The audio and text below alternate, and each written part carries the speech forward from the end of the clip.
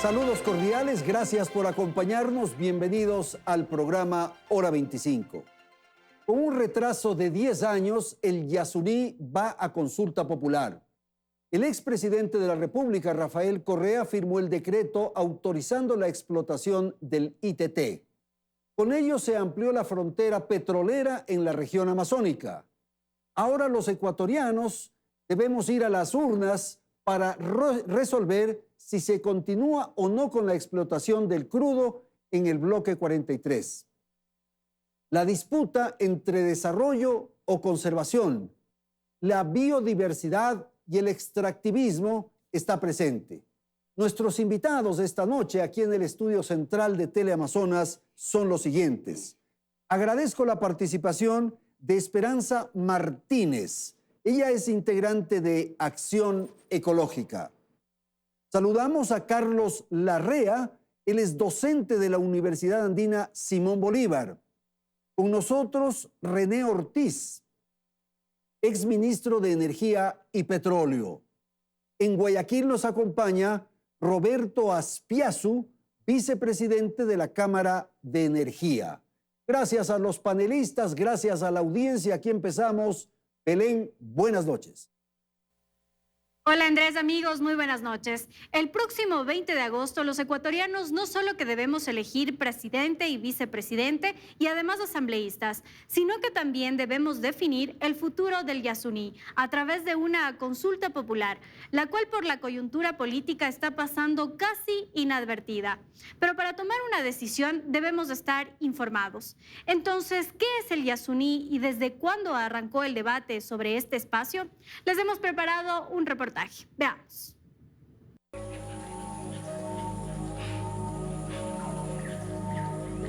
El Yasuní es una de las zonas con mayor diversidad por metro cuadrado en el planeta. Fue declarado por la UNESCO en 1989 como reserva de biosfera y es considerado un santuario de biodiversidad. Allí hay más de 2.000 especies de árboles, 204 tipos de mamíferos, 610 especies de aves, cerca de 121 especies de reptiles, más de 150 tipos de anfibios y 250 de peces. También radica una población indígena en aislamiento voluntario que convive con la naturaleza y necesita protección.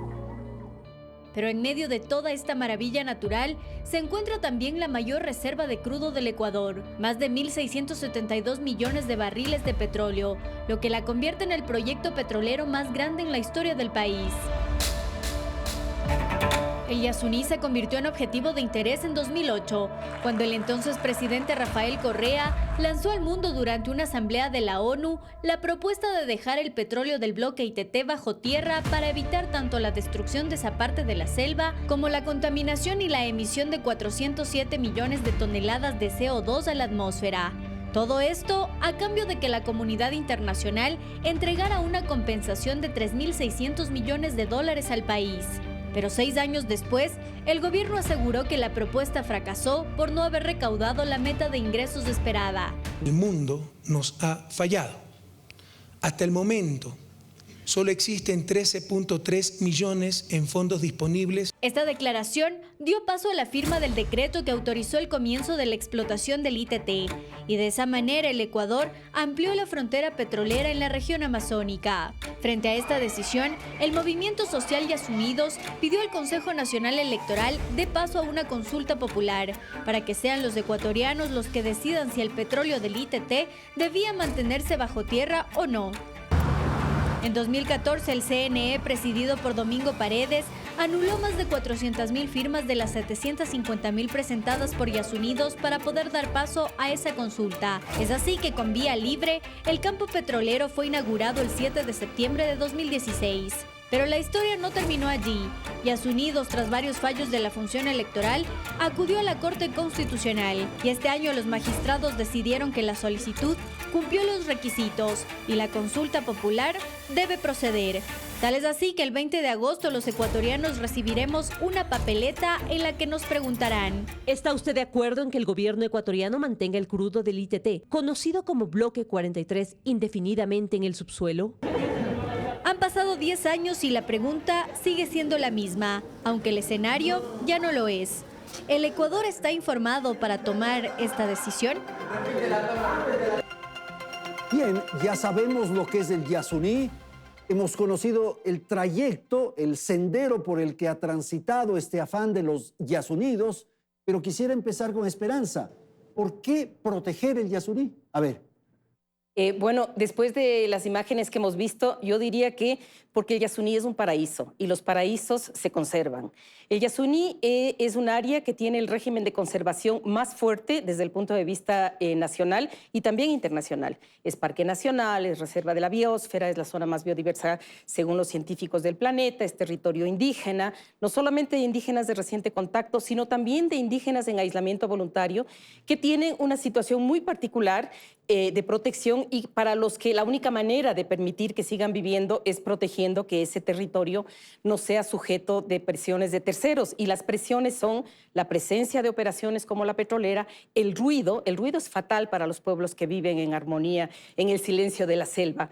Entonces, un paraíso debe conservarse. Y yo diría que el Yasuní se convirtió para la población ecuatoriana, particularmente para los jóvenes, en una utopía, en la U de la utopía, la posibilidad de que la naturaleza, que la conservación tenga mayor peso que el extractivismo. Ok, vamos con Roberto Aspiazu para conocer su apreciación.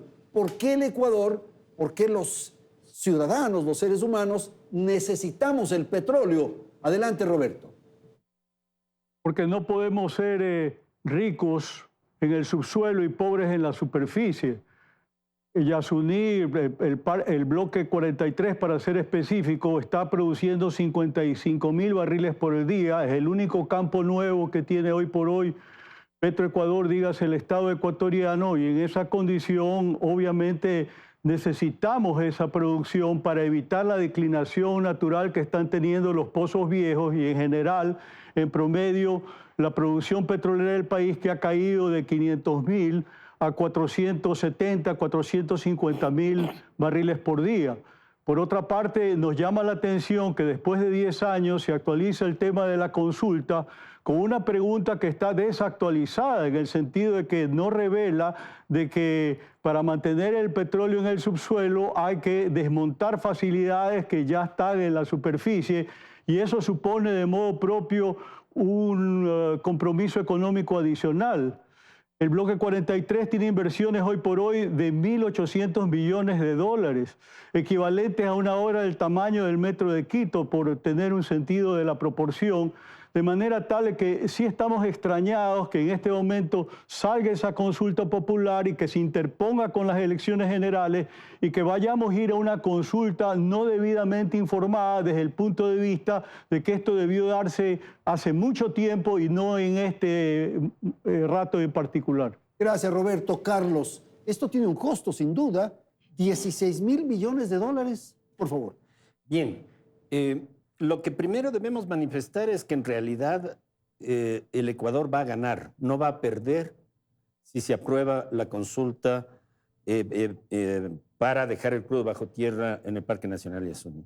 Las cifras que circulan, como esta de los 16.000 millones de dólares, simplemente corresponden a grandes exageraciones. Petroecuador la ha difundido recientemente, y es sorprendente que ante la Corte Constitucional, con la misma pregunta, Petroecuador afirmó 7.000 millones. Ya. Entonces, ¿a quién le creemos? ¿Al Petroecuador que ante la Corte Constitucional nos hablaba de 7.000 millones? ¿O al Petroecuador que ante la opinión pública acaba de más que duplicar esa cifra, hablando de 16.000 millones? Ahora, aquí, Carlos, hay dos elementos, entiendo. Uno es desmantelar todo el sistema que está instalado, que está en este momento ahí, y otro es lo que dejamos de percibir durante 20 años, que es el cálculo que se ha hecho. La verdad es que esta cifra también es enormemente exagerada. Yo me voy a basar en datos proporcionados por Petroecuador ante la Corte Constitucional. Ya. En primer lugar, no son 55.000 barriles diarios. De acuerdo con Petroecuador, y yo no me estoy inventando las cifras, estoy poniendo las cifras que ellos presentaron ante la Corte Constitucional. 2024, 47.000 barriles. En enero del 2023 hasta marzo del 2023 reportaron que estaban sacando 47.000 barriles. Eso quiere decir más o menos un 15% menos. Para el año 2030, 20.000 barriles. Para el año 2040, 2.000 barriles. O sea, la declinación es dramática. Ellos en el año 2019 tenían 70.000 barriles. O sea, Yo coincido con el criterio del doctor o ingeniero Ospiazu, quien decía que el petróleo en el Ecuador está declinando, pero está declinando también en el ITT. Entonces, desde ese punto de vista, lo que estamos discutiendo es un campo que está en fuerte proceso de declinación. Por eso las cifras que se presentan son ilusorias. De modo que no se justifica un daño ambiental de estas características por lo poco que vamos a percibir. Y que, tal como señala Carlos, el Ecuador va a ganar con esto. No hay daño. Cero daño. ¿En qué sentido? No hay daño en el bloque 43, en las instalaciones de producción de los campos petroleros del ITT, como les conocemos. Nunca se ha cerrado un campo petrolero. Nunca. Todavía estamos produciendo nosotros en la península desde hace más de 100 años. Sigue declinando, claro, pero sigue habiendo petróleo. La declinación es un factor que está relacionado con la reserva y la reserva está relacionada con la producción. Pero el factor es en Ecuador más o menos el 18%, 20% tal vez en los mejores casos. Esto quiere decir que queda el 80% del petróleo por producirse. Y claro, para hacer una alegoría, la fruta al alcance de la mano es la más fácil de recogerla y se la recoge. Y eso es la fruta del petróleo, de la energía propia del campo. Pero después hay que introducir una cantidad enorme de tecnologías para ir entrando en la producción secundaria. Para acceder a las frutas más altas. Ya. Producción secundaria, producción terciaria. Ya hay cuaternaria también. Es decir, todo esto es un proceso de cambio que ha vivido la humanidad con casi 200 años de industria del petróleo. Y nosotros somos pioneros también en el Ecuador de ciertos mecanismos de producción, como por ejemplo el de la utilización de tecnología costa afuera. No hay daños ambientales. No hay daño, no hay daño. La utilización de estas plataformas, porque estas plataformas que se preparan para un proceso de producción con perforación de tipo racimo, es decir, múltiple. Desde la misma plataforma se puede perforar un pozo, o 10, o 20, o 50, o 70, sin botar un solo árbol. ¿Cuánto pierde el Ecuador, el Estado? El Estado somos nosotros, es el gobierno. ¿Cuánto pierde el Estado con no aprovechar el petróleo del Yasuní? El cálculo que se ha hecho, en mi opinión, es el de Walter Spurrier. Este lo trae valor presente, es decir, lo recoge de 10 años atrás, lo trae a valor presente, por supuesto le pone un precio.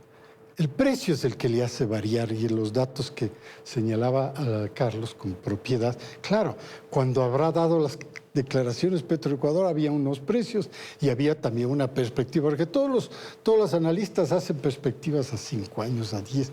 Fíjate que ¿Y cuánto es lo que se pierde entonces? 16.000 millones. 16.000 millones. Claro, un poco más. Las cifras no son las que yo estoy citando, pero hay la información como para poder cerciorarse de que ese es el dato. Pero ese dato también tiene variables que están en función de cómo se comporta el mercado. Mira, hasta antes de la guerra, de la invasión de Rusia a Ucrania, había un escenario totalmente diferente. Hoy día esto es distinto. Cambio. Okay. Hoy día ya hay la COP27, que es un órgano de las Naciones Unidas, parte de todo este gran proceso de cambio que está viviendo el planeta, del cambio climático. La COP27 en Egipto, clarísimamente, pero clarísimamente es una desilusión para más de 200 países que participaron en esa reunión. Desilusión porque todas las promesas conceptuales, todas esas promesas no se han cumplido. Y los países africanos fueron los voceros más fuertes en el sentido de nosotros no vamos a permitir que nuestro desarrollo, que nuestras posibilidades de beneficio, de nuestras posibilidades de prosperidad sean sacrificados por estas tesis del cambio climático. Gracias. Y espera un minuto, te doy un ejemplo último. Y acaba de renunciar, digo acaba, tiene algunos meses atrás, uno de los principales y fundadores de Greenpeace, Patrick Moore. Y dice, me voy porque esta organización se ha convertido en una organización totalmente política, sujeta prácticamente a dictámenes de un señor como Al Gore, que es un político, todos lo conocemos, un ambientalista, pero a la final político, no es un científico. Otro señor como un artista de cine, como Leonardo DiCaprio, y una niña, una jovencita o adolescente, que es Gruber, ¿no? Ya, gracias. Bueno, Esperanza, rápidamente. A ver, rápidamente, si algo sabemos los ecuatorianos es el devastador impacto que provocan las actividades petroleras. Esto ya no puede ser dicho que no existe, digamos. ¿Esas iniciativas o propuestas técnicas modernas producen eso también? Producen esos impactos. Estamos hablando de una zona en donde el crudo es más pesado y por lo tanto hay más desechos. Estamos hablando de una zona en donde la cantidad de agua de formación, de agua tóxica, de agua salada que sale, es a una relación más o menos de cada 10 barriles, 9 son desechos y 1, si acaso, termina siendo petróleo, un petróleo pesado que necesita que le metamos diluyente, que resulta carísimo desde el punto de vista ambiental, pero también económico. Yo he estado, desgraciadamente no es fácil entrar a hacer la vigilancia a las zonas del Yasuní Tete porque es prohibido, inclusive uno no puede meter cámaras de fotos, pero tuve la oportunidad de hacer una visita junto con la Defensoría del Pueblo y el ruido es infernal. Los motores son terribles, hay mecheros y estamos hablando del corazón del Parque Nacional Yasuní. Ahora, si como nos decía nuestro compañero de panel sobre este tema de tener la pobreza en la superficie y la riqueza abajo, yo diría que es al revés. La riqueza está en la superficie, es la biodiversidad. Estamos hablando de la zona, como decía, más biodiversa del planeta, una zona que ha hecho que los ecuatorianos pasemos a ser reconocidos como un papel maravilloso desde el punto de vista de esa biodiversidad. Y estamos hablando de un contexto que tampoco es invención. No es una cosa de una jovencita, Turner, que declara el tema del cambio climático. El panel intergubernamental de científicos de cambio climático ha verificado que la transición ya no es una elección. Es una obligación y está en marcha. Aferrarnos a este tipo de recursos, a este tipo de combustibles en contra de esa transición necesaria va a provocar un gigantesco prejuicio económico para este país. Y yo quiero decir que el cambio climático está a este momento ya empezando a hacer sus efectos en nuestras costas. Ahora, decir que el petróleo no tiene nada que ver con ese cambio climático, digamos, es algo que ya es insostenible, es algo que ya está absolutamente probado científicamente. Y solamente termino diciendo que las operaciones que se están realizando en el Yasuní son devastadoras. Hay que permanentemente hacer nuevos pozos porque los pozos colapsan dado que ese crudo es demasiado pesado.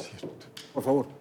Bien, yo creo que el principal argumento para defender el sí en la consulta se refiere al futuro de nuestros hijos y nietos. ¿Por qué hablo de eso? Perdón, Carlos. ¿Y qué hacemos con los actuales, con nosotros, Exacto. con la pobreza que se ve en las calles? ¿No Mira, se requiere recursos, dinero para atender eso? Después de 51 años de extracción petrolera, el petróleo se está acabando. Debemos recordar que el petróleo es un recurso no renovable. Hace 8 años aproximadamente, el petróleo aportaba el 30%, más o menos la tercera parte de los recursos públicos. En el año 2023, de acuerdo con datos del Banco Central, ese porcentaje ha caído al 10%. La extracción petrolera ha bajado de 530,000 barriles a 470,000.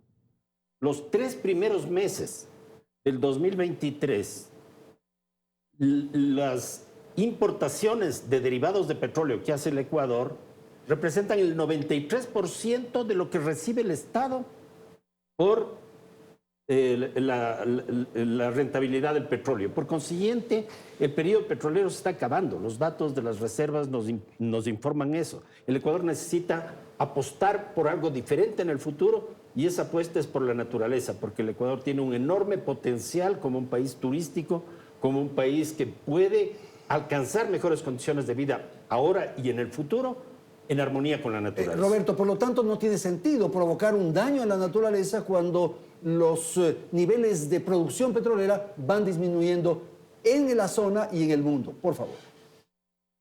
Andrés, no hay una situación apocalíptica de por medio.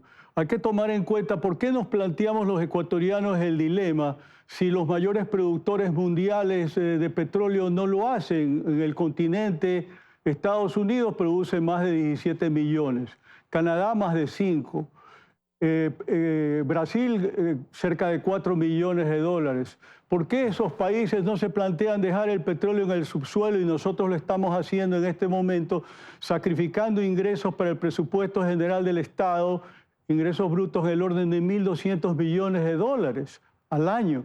De manera tal de que esta cuestión tiene que ponerse a consideración de la ciudadanía para que reflexione en el sentido de que estos recursos económicos sirven para paliar a la pobreza, para el bono solidario, para proyectos de agua potable, alcantarillado, no se diga para asistir a la población que está siendo afectada como consecuencia de inundaciones, de las fuertes lluvias y de un posible fenómeno del Niño muy de pronto. Destacar también que en la zona del Parque Nacional del Yasuní, que tiene cerca de 900.000 hectáreas, la operación petrolera del bloque ITT apenas ocupa 80 hectáreas, con una licencia ambiental de hasta 280, pero en la práctica ocupa menos del 0.1%.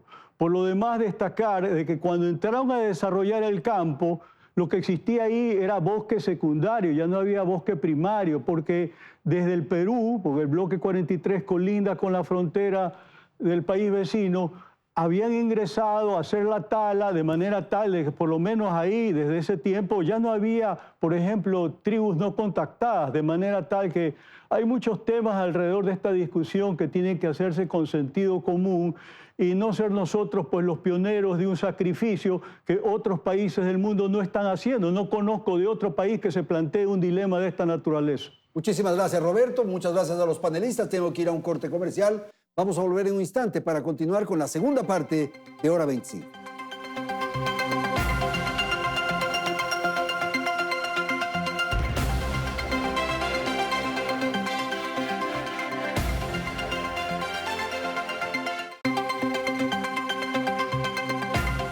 Seguimos con más, amigos. Durante estos 10 años, la actividad petrolera continuó su curso.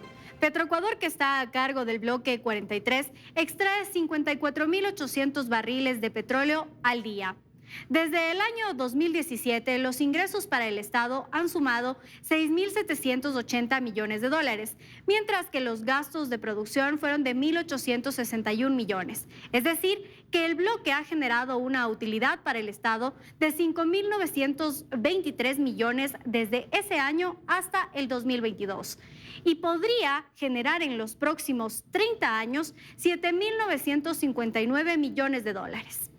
La Corte Constitucional, en su dictamen, señaló que en caso de que llegara a ganar el sí en la consulta popular, Petroecuador tendrá un año para retirar de manera progresiva la actividad petrolera, es decir, retirar toda la infraestructura y apagar los pozos en operación. Según la petrolera estatal, dejar de operar en esta zona representaría 16.470 millones de dólares. En este valor se incluye lo que el Estado dejaría de percibir en los próximos 20 años, además del abandono del campo y las compensaciones sociales. Anualmente, el país entonces dejaría de recibir 1.200 millones de dólares, descompensando así no solo la balanza petrolera, sino la balanza global, que es el sustento de la dolarización. Pero además habrían otros problemas subyacentes. Escuchemos las declaraciones del ministro de Energía, Fernando Santos Albite. El salir Petroecuador del ITT sería una desgracia, porque es la única presencia del Estado en la zona. Aprovecharían ese vacío los madereros ilegales. El ITT, el Yasuní, es rico en maderas preciosas. Luego de que depreden la selva los madereros ilegales, ¿quién vendrá? Los mineros ilegales, porque recordemos que el río Napo cruza por el Yasuní y es el río con riqueza aurífera aluvial más grande de Sudamérica. Así es que la presencia de Petroecuador, como esa operación limpia, garantiza que la selva esté cuidada. De allí que es fundamental conocer las propuestas de cómo tapar el hueco que dejaría el no explotar el ITT y estos problemas que el ministro dice se podrían generar. Ya se ha hablado de subir impuestos o de retirar el subsidio a los combustibles, temas sensibles en la sociedad ecuatoriana que han generado levantamientos sociales. El nuevo presidente que sea electo este 20 de agosto deberá enfrentarse a la respuesta de la mayoría de los ecuatorianos. ¿Hay un plan B sobre la mesa? Claro, un tema que surge, René, es qué ocurre con aquellas instalaciones que ya están operando. Hay señalamientos en el sentido de que hay que desmantelar y eso tiene un costo, pero yo entiendo que una decisión de esta naturaleza no tiene carácter retroactivo. Correcto. Primero, creo que debo agradecer a ti y ahora 25. Es otro medio, otra forma, y agradecer a Ande y a Carlos que participó con nosotros en Ande, porque es la manera como la gente se está informando. No está informada. Y por esa razón yo tuve la audacia, debo reconocer, de proponer que se postergue. Es decir, sí necesitamos el voto consciente. Yo creo que todos los ecuatorianos, incluyendo ustedes, estarían conscientes de que la ciudadanía tiene que informarse, no está informada. Pero René, técnicamente es imposible en este momento, ya está hecha la convocatoria. Está hecha una papeleta, está hecho un llamado, pero también se puede corregir y tiene toda la independencia y la autonomía del CNE para poder hacer esto. Es una propuesta, ahí está lanzada. ¿Por qué? Yo agradezco a los medios porque de una manera se está informando la población. Nosotros estamos informados, Esperanza está informada, Carlos está informado, tú estás informado, pero somos una élite. La gran mayoría de la gente no está informada. Y es un gran riesgo que nos estamos corriendo porque toda la información que ha sido compartida en este programa, toda esa información por primera vez probablemente está llegando a mucha gente. ¿Y por qué es el riesgo? Y el riesgo es porque nosotros nunca, repito, como a la introducción del programa, hemos cerrado una operación. Nunca se ha hecho lo que se pretende hacer en esta ocasión si es que el voto le favorece a la consulta. Pero no tiene carácter retroactivo. Claro, esta es una posición que a mí me parece... ¿Es polémica, es discutible? No es polémica, tú estás en lo correcto. Es decir, una vez que, si es que el voto le favorece al sí, yo, por supuesto, voy a votar no, por supuesto. Si el voto le favorece al sí, esto significa que la aplicación de esta decisión es en adelante. O sea, la producción que sale de lo que está instalado, de estas instalaciones industriales, que no hay mecheros, hay uno solo. Hay una sola torre. Es una sola instalación en donde se tienen en este momento como 70 pozos de esa misma instalación. Todo es distinto, la tecnología que se ha utilizado es extraordinaria. Entonces digo yo, desde ese instante corre seguramente el plazo. Interesante, Carlos. ¿Estás de acuerdo con eso? Corre el plazo. De que las instalaciones que están ahí no se van a mover. Pero se tiene que seguir pero rápidamente, simplemente para entender. Lo que está coproduciendo, sigue produciendo. Bueno, mi impresión es que el Ecuador necesita una transición hacia una etapa diferente. Sí. Que en el caso del ITT, como veíamos en muy poco tiempo, la producción va a colapsar por razones geológicas, porque ya no hay más reservas. Y desde ese punto de vista, toda empresa responsable, incluyendo Petroecuador, con seguridad, tiene costos de cierre. Estos costos de cierre, si se hacen en el 2024, 2025, si se hacen en el 2029, 2030, más o menos son los mismos. Pero tiene que cerrarse. Tiene que cerrarse. Dependiendo del resultado de la consulta. Si se hace la consulta, se cerrará en el 2025, de acuerdo con la resolución de la Corte Constitucional. Si no se hace la consulta, comenzarán a cerrarse en el 2027 y el 2029 estará casi todo cerrado. Entonces, a la larga, esto no puede ser un costo de la consulta. Lo que estamos haciendo es simplemente adelantando un valor que de todas maneras hay que gastar. ¿Qué va a ocurrir? Claro, ¿Qué va a ocurrir? claro. Rápidamente, René, sobre esto. Bueno, estamos totalmente en desacuerdo, porque nunca se ha cerrado un campo petrolero y seguimos produciendo petróleo desde la península más de 100 años. Perdona, con toda cortesía, reservas está relacionado con lo que esté en producción, pero barriles de petróleo en el ITT hay cualquier cantidad y para largo rato.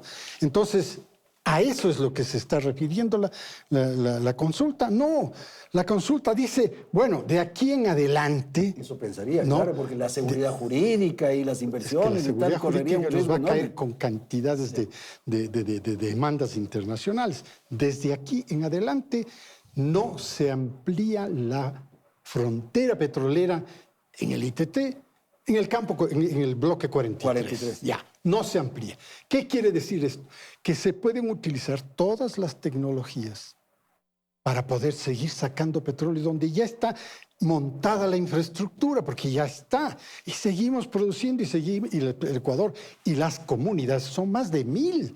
Son más de 1000 comunidades que viven, interactúan con la industria petrolera. Por primera vez, las comunidades inclusive han entrado en el área de catering, que es el abastecimiento de comida. ¿Y cómo llegaron las comunidades a eso? Pues entrenándose, capacitándose, porque nosotros no vamos a comer lo mismo que ellos comen.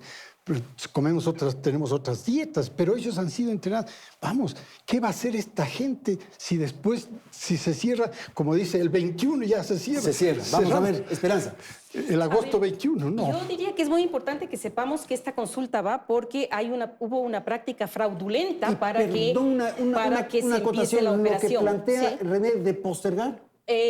A eso Ahí iba. ya. Si es una acción fraudulenta con la que se ha realizado toda esta actividad petrolera, porque fue interferido este proceso de participación hace 10 años, postergarlo más no me parece justo si es que ya esperamos 10 años para que finalmente se haga una consulta en donde efectivamente se decía que no se inician las operaciones por muchas razones, área protegida, pueblos indígenas, cambio climático.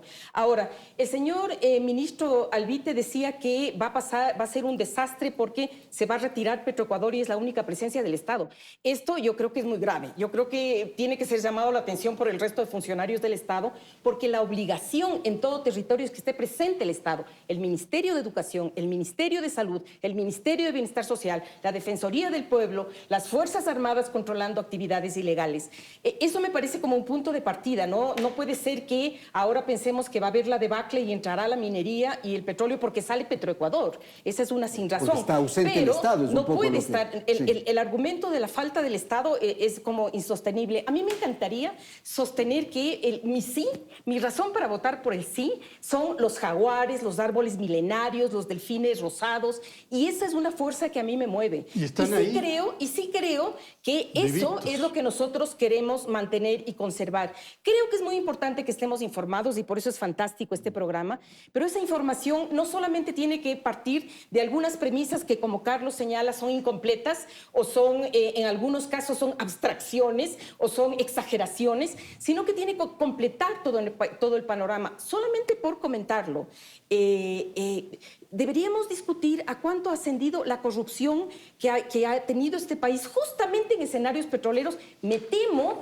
que es más de lo que estaría estimado como posibles ganancias. Es decir, la actividad petrolera no solo causa devastación ambiental, no solamente causa problemas sociales porque hace que el Estado se ausente, pensando que es Petroecuador quien lo representa, sino que causa escenarios lamentables de corrupción, y eso es lo que ya no podemos permitir. Entonces creo que hay miles de razones para ese sí al Yasuní, y creo que deberíamos, en este proceso de tener información, deberíamos sopesar y no actuar solo fundados con lo que vamos a perder, porque yo creo que la premisa es que con la operación petrolera perdemos mucho más que lo que ganamos. Solamente tomemos en cuenta los datos de la Chevron Texaco, que nos ha permitido más o menos calcular que por cada dólar que ganó el Estado en aquel entonces, ahora hay que pagar 6.50 para la reparación. Okay. Vamos con Roberto Aspiazo en Guayaquil. Esperanza ha sido categórica en señalar que ella vota por el sí y ha dado sus argumentos. ¿Por qué usted vota por el no, Roberto, por favor? Voto por el no porque, entre otras cosas, ni siquiera se ha tomado en cuenta el parecer de las propias comunidades que viven en la zona y que finalmente trabajan en la industria petrolera, todos cabezas de familias, hombres o mujeres, y que desde luego están opuestos. A mí me llama mucho la atención que en el marco del espacio que abrió la Corte Constitucional para efectos de reconsiderar este tema, esta gente nunca fue tomada en cuenta. debieron haber acudido a expresar sus puntos de vista, las urgencias que tienen de mantener su modo de vida. De hecho, de modo propio, estas comunidades son celosas, guardianas del cuidado del medio ambiente en función de estándares internacionales y de las exigencias de la propia licencia ambiental. De manera tal que hay de por medio estas consideraciones que no forman parte del debate. También estamos cuestionando el tema relacionado a que como es crudo pesado, se vende por debajo del precio internacional como residuo, pero no se dice que esto es consecuencia de que en Esmeraldas no hay un tren de alta conversión que podría revertir esta situación, convirtiendo buena parte de ese petróleo, háblese del 92% de lo que estamos produciendo con crudo pesado, en derivados livianos, y de esa manera estaríamos consiguiendo diésel premium de $128 el barril según las importaciones que estamos realizando, de manera tal que el superávit relacionado a la balanza petrolera crezca como corresponde y como puede ser, y no como viene sucediendo al momento, que viene disminuyendo, y si se cae aún más la producción como consecuencia del cierre del bloque 43, hay consecuencias colaterales como, por ejemplo, que los gobiernos autónomos descentralizados van a recibir menos dinero a nivel nacional, más aún los de la Amazonía, que perciben, de acuerdo a la ley amazónica, $4 por barril. Ya se han estado quejando recientemente de que les ha disminuido en cerca del 6% la asignación correspondiente, justamente porque tenemos el problema de que cada vez importamos más combustibles y la producción viene cayendo. Así que lo que estamos comentando no va a ser sino agravar esta situación, y las salidas no son muchas, es decir, o se suben impuestos, o se aumenta la deuda, o se eliminan parcialmente los subsidios a los combustibles, no hay más. Ok, gracias. Simplemente una precisión para efectos de este programa. Fueron invitados dirigentes de las comunidades de esa zona. Sin embargo, por dificultades en el sentido de traslado, de logística, no se pudo tener la presencia de ellos. Rápidamente, Esperanza. Sí, no, y permítame, señor Azpiazu, y a ti mismo, el decir que esta mañana hubo una rueda de prensa en donde estuvo toda la dirigencia indígena amazónica, la presidencia de la Nahue, las mujeres amazónicas, Guaorani, los jóvenes, y todos dijeron que sí al Yasuní, sí en la consulta, porque ellos lo que plantean es que aspiran que en su futuro lo que tengan es la posibilidad de reproducir su vida en condiciones selváticas. Y sí, efectivamente han circulado algunos mensajes elaborados por Petroecuador, pero yo le invitaría al señor Azpiazu a que mire la rueda de prensa del día de hoy en la mañana. Ok, gracias, Esperanza. Por favor, Carlos. Bien, yo también quisiera manifestarme cuál será mi voto en la consulta. Y definitivamente considero que voy a votar sí a la consulta, porque es fundamental sembrar un nuevo país. Cuando comenzó el petróleo hace más de medio siglo, el general Rodríguez Lara planteó la necesidad de que el Ecuador siembre el petróleo. Eso se ha conseguido de una forma muy limitada. Algunos muy distinguidos analistas, como el doctor Ortiz, defienden con argumentos serios el beneficio que ha traído el petróleo al Ecuador. Otros consideramos que ha sido muy limitado. O sea, sin el petróleo no habríamos tenido el mismo desarrollo, Carlos. Yo pienso que un país como Costa Rica, que exportaba banano, café y cacao, como nosotros, en el año 50, que no tiene petróleo, que no ha hecho exploración petrolera, actualmente tiene el doble de ingreso por habitante que el Ecuador. Ha tenido un progreso enorme. ¿Por qué? Porque ha basado su desarrollo en la conservación de la naturaleza, en el fomento del turismo de la naturaleza y en una inversión muy grande de educación y salud. Entonces, la idea de que el petróleo contribuye al desarrollo hasta cierto punto es un mito. Veamos el ejemplo de Venezuela. Venezuela es el país con las segundas reservas petroleras más grandes del mundo. Y Venezuela es un desastre. Yo creo que en eso no... basta que salgamos a la calle, en la esquina vamos a encontrar un venezolano que ha migrado porque no tiene que comer. Ese es el resultado. Yo no conozco ningún país petrolero en el mundo que haya alcanzado un desarrollo equitativo y sustentable. El desarrollo y el petróleo es un debate eterno, doctor. Bueno, siempre lleno de datos, muchos de ellos, como dice ahora la gente, fake news, ¿no? Noticias falsas. La noticia falsa es la que se utiliza cuando se trata de argumentar en favor de. Y entonces, por ejemplo, el tema de los ingresos es un tema que tiene que estar relacionado con los precios que existían hace 10 años, los precios que existían hace 20. La tecnología, ¿cómo era la tecnología hace 40 años y cómo es la tecnología hoy día? Tuve la oportunidad, y Carlos también participó en ese debate de ANDE, de la Asociación Nacional de Empresarios, de mostrar algunas fotografías. Y el argumento que yo utilicé es, así era el Yasuní del bloque 43. Y así es el Yasuní del bloque 43. Exactamente igual, intacto. Intacto, y toda la descripción que hace con toda propiedad Esperanza respecto a la fauna y la flora, maravillosa, pero natural, maravillosa, intacta. Bueno, esta es la gran pregunta. ¿No se afecta entonces? No se afecta. No se afecta. Rápidamente, Esperanza. No, el Yasuní no está intacto. Esa fue una propaganda con la que se quiso desmontar la consulta. Yo hablé del 43. Que era la de la vacuna, la de apenitas un pinchazo. No es así. La ocupación de los territorios es grande, el tráfico que hay en los ríos es inmenso, los problemas que hay con la contaminación son grandísimos y además pensemos que tanto desecho que se produce en esa explotación de hecho, es trasladada hacia otro campo que está por fuera y que también están sufriendo. O sea, es innegable que al lado de cada barril de petróleo salen 9 de desechos tóxicos. Ok, Carlos, rápidamente sobre eso y enseguida le doy nuevamente. Sí, en realidad los estudios que conocemos sobre los impactos de la actividad petrolera en el Parque Nacional Yasuní, en el bloque 16 y en el ITT, nos muestran que hay un impacto mucho mayor. Hay impacto. Ok, gracias, René. No hay impacto. El ruido no es un impacto. Perdóneme, es menos del 0.01. El resto de la naturaleza, que es la parte gigantesca, no ha tenido ese impacto. Y quiero resaltar, por ejemplo, ahí está en el mismo Yasuní, está una producción de más de, con 2.000 millones de dólares que se ha hecho en el bloque 16, en el 67. Todo esto es el parte del Yasuní. No hay lo que se dice en este momento, impacto, y peor aún en que este sí es una transformación tecnológica de primera clase, en el 43. Entonces, ¿a dónde vamos con el reclamo que yo presento como un ciudadano común y corriente? Y digo, que la población esté mejor informada, porque no se puede llevar y precipitar, es un crimen para mí.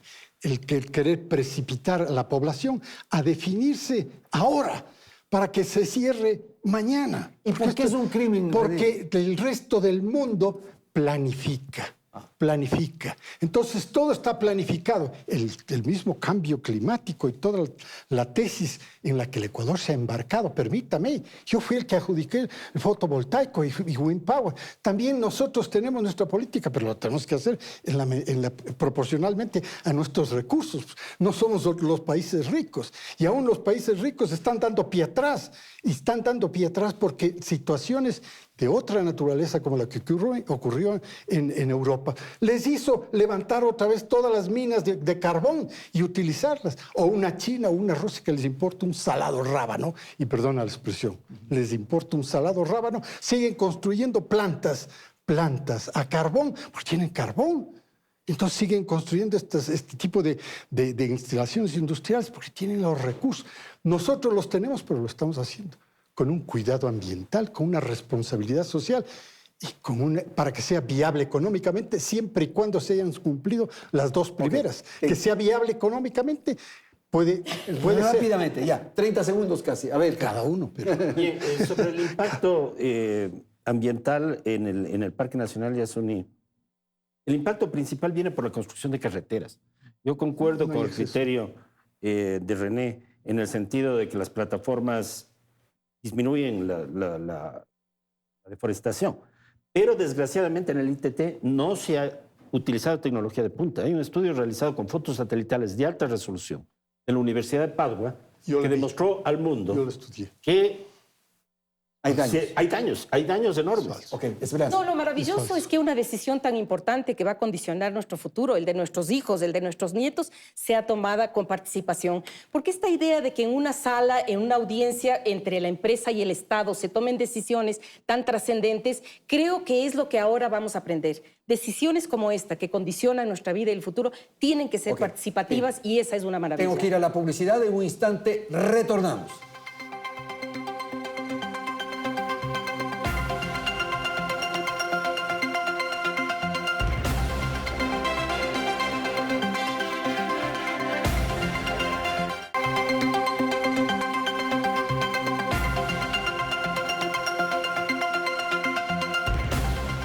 Continuamos con Hora 25. Quiero dar la palabra a Roberto, que en el segmento anterior tuvo una intervención menor. Roberto, el tema de la conservación, el tema de la tecnología, de los recursos, de la necesidad del petróleo, en fin, lo que hemos conversado en el segmento anterior, por favor.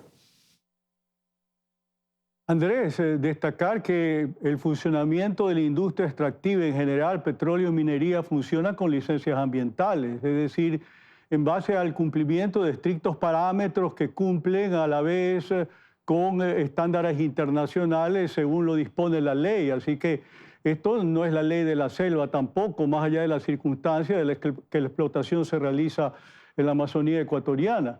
De manera tal que yo creo que es importante esta consideración, como también la relacionada al hecho de que el petróleo como recurso natural ha tenido una importancia histórica. Desde los años 70, 80, 90 ha permitido la consolidación de la clase media en el país y ha permitido la construcción de obras de infraestructura que antes hubieran sido inimaginables, impensables. Y desde ese punto de vista preocupa que el bloque 43 sea el primer paso para desmontar toda la industria de extracción, porque aparte de este bloque hay otros 21 bloques de explotación petrolera. Entonces, asumimos que después del bloque 43 vendrá el bloque 16 o el bloque 6 del Golfo de Guayaquil, y siempre habrá motivos para objetar la falta de cuidado del medio ambiente y que Ecuador debe dar una lección a nivel mundial respecto a lo que es conservación de la naturaleza, pero también hay que apelar a tener un sentido realista para aterrizar estos temas. Y yo decía al inicio del programa un factor que es importante. La pregunta de la consulta popular no refleja esta transición que ha habido a lo largo de estos 10 años desde que fuera presentada esa misma pregunta en 2013 respecto a la situación que tenemos en 2023, de forma tal de que yo me adhiero a la tesis de René en el sentido de que deberíamos considerar una opción de esta naturaleza para otro momento en donde tengamos la garantía de una consulta informada. Tener el referente también de que el Estado ecuatoriano durante estos 10 años ha asumido obligaciones contractuales con distintos actores. Hay 915 contratos de trabajo, pero a la vez otras 74 empresas ecuatorianas tienen contratos de prestación de servicios, que en suma totalizan obligaciones para Petroecuador, dígase el Estado ecuatoriano, de 1.171 millones de dólares, que es un monto que podría quedar sujeto a reclamaciones si hay el incumplimiento respecto a dichos contratos tal como han sido formulados. Gracias, Roberto. Carlos, lo que ocurre es que sin el petróleo, ¿qué hacemos? Exacto. Entonces, ¿cómo financiamos? ¿Cómo operamos? ¿Cómo pagamos maestros? ¿Cómo pagamos Fuerzas Armadas? En fin. Bueno, esa es la pregunta central, y es la pregunta central que debe hacerse el país. Pero el petróleo se está acabando no por la consulta, el petróleo se está acabando por un tema geológico. No podemos seguir extrayendo petróleo por mucho más tiempo. Eso nos dicen todos los estudios especializados. En el 2027, de aquí a 4 años, el Ecuador se convertirá en un importador neto de petróleo.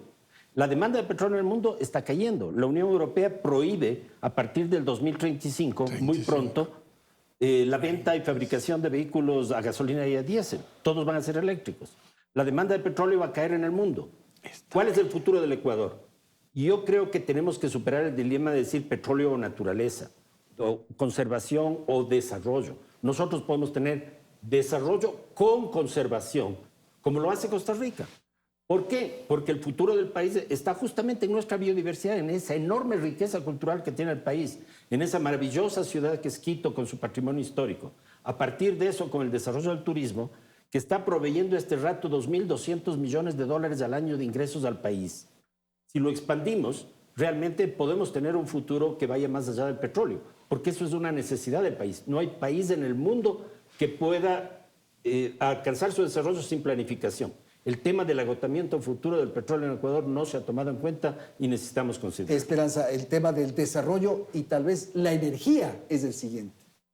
A ver, yo creo que no se puede pensar, no se puede pensar en que vamos a sustituir la energía de la actividad petrolera como una sola fuente de energía. Seguramente van a ser muy diversas, seguramente tendremos que ser más creativos y de hecho yo creo que la mayor parte tecnológica de ese desarrollo diverso de energías está ya dado. Creo que es una gran oportunidad del momento, una verdadera acción de pedagogía el que sea hoy que nos tomamos en serio esta posibilidad de pensar ese país en estos términos. Y creo que es muy importante porque hay muchas actividades ilegales que pueden ser muy rentables, pero nosotros no las fomentamos. O sea, la ilegalidad no es algo que construye país o que construye democracia. Y creo que finalmente vamos a tomar la decisión de que en las áreas destinadas para la conservación hay que conservar. Okay. En las áreas donde viven los pueblos indígenas y reproducen su vida, hay que respetar sus opciones de vida. Ok, gracias Esperanza. René, con usted terminamos.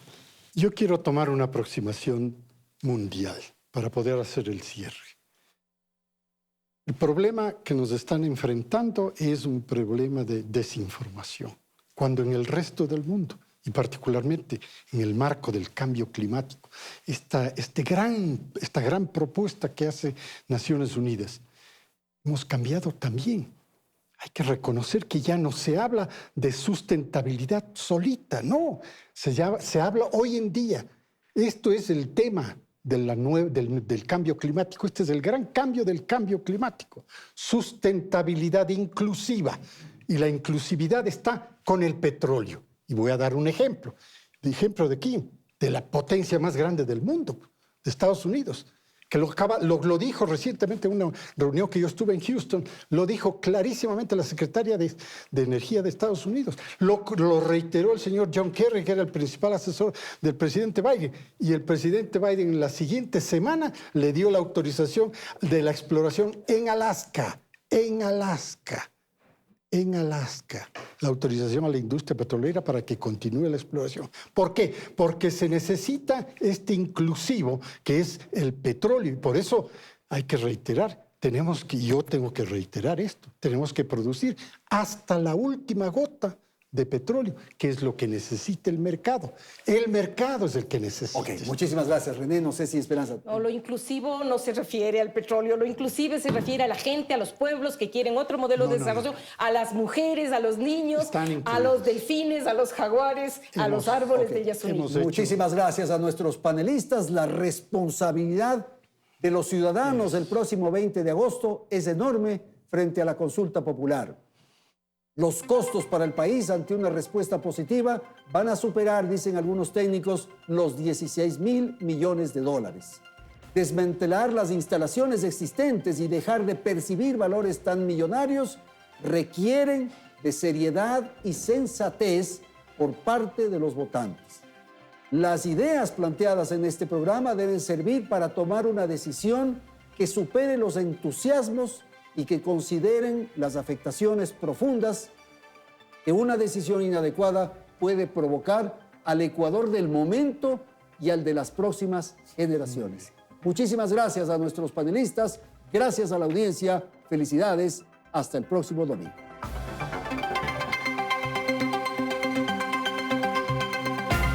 Teleamazonas presentó Hora 25 con el auspicio de